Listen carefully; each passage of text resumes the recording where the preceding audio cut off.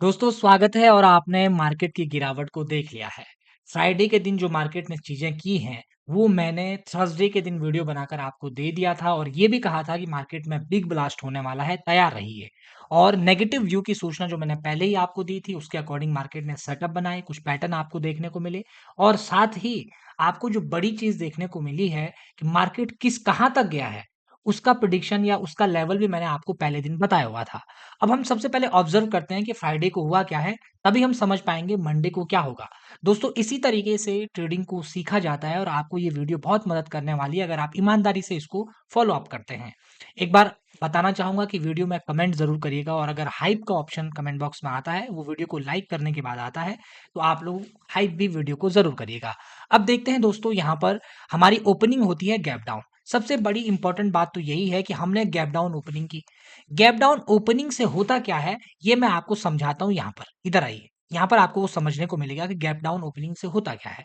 देखिए दोस्तों, हमने पिछले दिन गैप अप ओपनिंग की थी और आप लोगों ने देखा था कि मार्केट ने बहुत ज़्यादा कंसोलिडेशन करके गैप अप के ऊपर ही सस्टेन करने की कोशिश की थी। क्यों? क्योंकि उसके पास एक सपोर्ट ज़ोन की तरह यहाँ पर चीज़ बनी हुई थी। सेम कंडीशन यहाँ पर भी बनी। देखिए, जैसे हम मॉर्निंग से गिरावट हुई, इवनिंग में आफ्टर डे आप लोगों ने देखा होगा 12 बजे के बाद ये कंसोलिडेशन हुआ, एक पॉजिटिव सिनेरियो यहाँ पर बना। सेम कंडीशन यहाँ पर बनी, हम यहाँ से नीचे आए और 12 बजे के बाद फिर से हमने सपोर्ट करने की कोशिश की। लेकिन यहाँ ओपनिंग गैप अप थी, यहाँ ओपनिंग गैप डाउन थी। यही फिनोमिना मैं आपको प्राइस एक्शन का सिखाना चाहता हूँ ताकि आप लोग थोड़ा-सा बेहतरी से इस बात को समझ पाएँ। अब यहाँ पर देखिए, जैसे ही हम लोग गैप डाउन खोलते हैं, होता क्या है, पहली कैंडल ही प्रीवियस लो को ब्रेक कर देती है। जैसे ही प्रीवियस लो को ब्रेक हुआ, लोगों के दिमाग में ये बात गई कि अरे यार! अब तो मार्केट नीचे की तरफ को जाएगा और मैंने आपको पहले ही बताया था कि व्यू नेगेटिव हो चुका है। और मार्केट ने क्या किया? व्यू नेगेटिव होने के बाद मार्केट ने क्या किया कि उसके बाद कंसोलिडेशन और उसके बाद धीरे-धीरे नीचे। और जब हम बहुत देर तक 10 बजे के बाद जो ये कंसोलिडेशन हो रहा था, इस कंसोलिडेशन में आप लोगों ने देखा होगा कि ये वाली जो मोमेंटम है, इस मोमेंटम का फ़ायदा किसको मिला? ऐसा नहीं है दोस्तों कि मार्केट चलने के बाद आप कुछ भी बोल रहे हैं। हम मार्केट के जाने के बाद ये बिल्कुल नहीं बोल सकते कि भाई यहाँ पर तो ऑप्शन बायर का मज़ा आ गया होगा। सबसे पहले इस बात को समझिए कि वो यहाँ पर ट्रेड ही क्यों लेगा? इसका मैक्सिमम फ़ायदा जो मिला होगा ऑप्शन सेलर को देखने को मिला होगा, जो अगले हफ्ते के लिए ले जाने वाला है। जो मंडे के लिए चीज़ों को ले जाने के लिए तैयार बैठा होगा, उन लोगों को इसका फ़ायदा देखने को मिला होगा। अन्यथा ये फ़ायदा ऑप्शन बायर को तो नहीं मिल सकता। क्यों? क्योंकि अगर आप लोग ध्यान से यहाँ नोट कर रहे हैं, हमने मॉर्निंग में जो एक स्विंग बनाया था 10 बजे के आस-पास, उन हाई को ब्रेक कर दिया था। जब एक बार आप स्विंग का हाई ब्रेक करते हो ना दोस्तों, नीचे जाने की जो पॉसिबिलिटी होती है वो बहुत कम हो जाती है। हाँ, यहाँ पर मार्केट था नेगेटिव ही, लेकिन इसका मतलब ये बिल्कुल भी नहीं था कि एक ही कैंडल इस तरीके की चीज़ें कर ले। इस बात को आपको समझना होगा। अब मैं आपको डेली चार्ट पर लेकर चल रहा हूँ ताकि आप ये भी जान लें कि आगे का सीन क्या बनने वाला है, हमारा निफ्टी, बैंक निफ्टी क्या करने वाला है। आप लोगों को ये दोनों चीज़ देखनी है।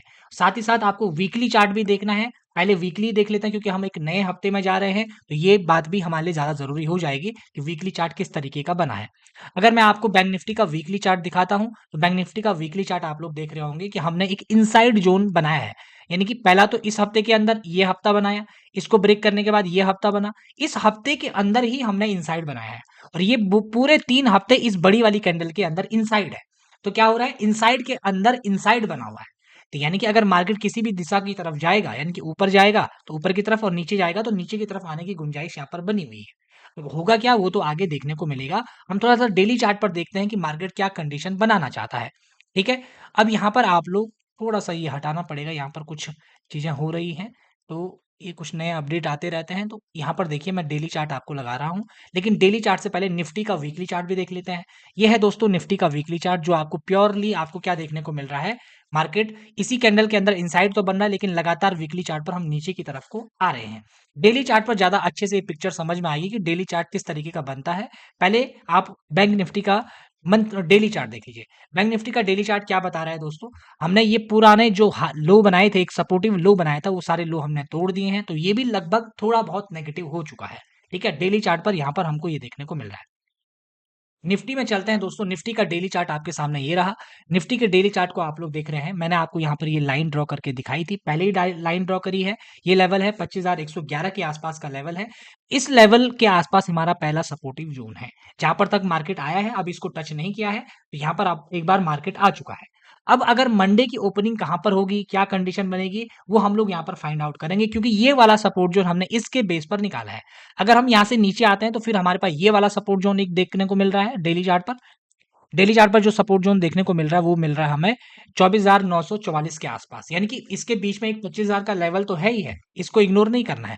25,000 के लेवल तो आपके सामने है, लेकिन 944 का लेवल है, वो भी एक सपोर्टिव जोन की तरह काम कर सकता है। ये बात हम अभी हमारी हो गई।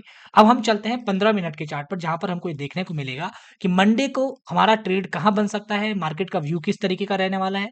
इन सब चीजों को थोड़ा सा समझने की कोशिश करते हैं।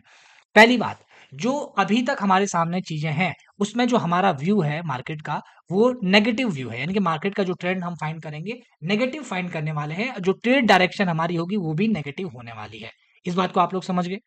अब मैं यहाँ पर आपको जो दूसरी बात बताना चाह रहा हूँ, पहला तो हमारे पास जो सपोर्ट है 25,111 का एक सपोर्ट है, ठीक है। उसके बाद नीचे अगर हम लोग देखते हैं तो 25,000 का जो हमारे पास सपोर्ट, एक राउंड लेवल सपोर्ट होता है। उसके जो नीचे है 24,944 का जो लेवल मैंने अभी आपको दिखाया, वो भी हमारे लिए एक सपोर्ट के रोल में खड़ा हुआ है। अब यहाँ पर जो दूसरी बात हमको ध्यान में रखनी है, वो रखनी है कि अगर हम गैप अप खुल जाते हैं, तो गैप अप खुलने के बाद सबसे इंपॉर्टेंट लेवल जो हमारा बनेगा, अब ये वाला स्विंग हमारा सबसे महत्वपूर्ण होने वाला है। मार्केट को सबसे पहले अगर तुरंत इसको चेंज करना है, अगर मार्केट चाहता है कि यहीं से मैं सपोर्ट की शुरुआत करूं, तो सबसे पहले मार्केट को इस हाई को ब्रेक करना पड़ेगा। और ये हाई ब्रेक होता है तो यहाँ पर एक राउंड लेवल आपको पता है कि 500 का 25,500 का जो राउंड लेवल है, वो भी अब एज ए रेजिस्टेंस काम करने वाला है।